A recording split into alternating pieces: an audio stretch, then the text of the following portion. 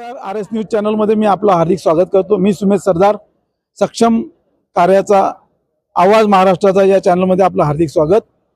हिवाळी अधिवेशनमध्ये बरेचसे मुद्दे गाजलेले आहे। यामध्ये तुकारामजी मुंडे साहेबांचा आहे, बिबट्यांचा प्रश्न आहे, त्यानंतर वृक्षतोडीचा प्रश्न आहे, त्यानंतर शेतीबद्दल झालेला भ्रष्टाचाराचा मुद्दा आहे, मुंबईतील घरकुलाचा मुद्दा आहे। या 6 दिवसाच्या अधिवेशनामध्ये सत्ताधारी आणि विरोधकांनी दोन्ही प्रश्न लावून धरले। अचलपूर मतदारसंघातील आमदार, लोकप्रिय आमदार प्रवीण भाऊ आपल्या सोबत आहे। प्रवीण भाऊ, 6 दिवस या अधिवेशनाला झालेले आहे। आपण कोणते कोणते मुद्दे आपल्या मतदारसंघात निधीसाठी मागणी केली आहे? माझ्या मतदारसंघातले 4 प्रकल्प आहे। वासनी प्रकल्प, राजनापूर्णा, राजुरा आणि बुर्डीनाला।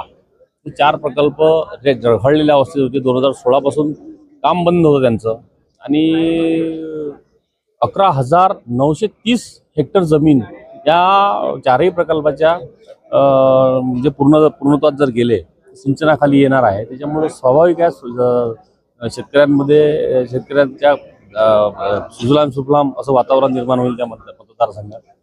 परंतु म्हणजे जवळपास आता किती बघा तुम्ही, 25,000 एकर जमीन, 25,000 एकर जमीन जर सिंचनाखाली येत असेल ते किती महत्त्वाचं आहे।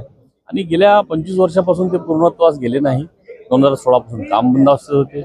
काहींचे काही रखडलेले असल्यामुळे आणि राजुरा गावाचं पुनर्वसन याच्यासाठी सुद्धा, त्याच्यानंतर बोर्डीनालाच्या सानुग्रह अनुदान हे सुद्धा मंजूर झालेलं आहे। त्याच्यामुळं माझे प्रश्न बऱ्याच अंशी या अधिवेशनात मार्गी लागलेले आहे।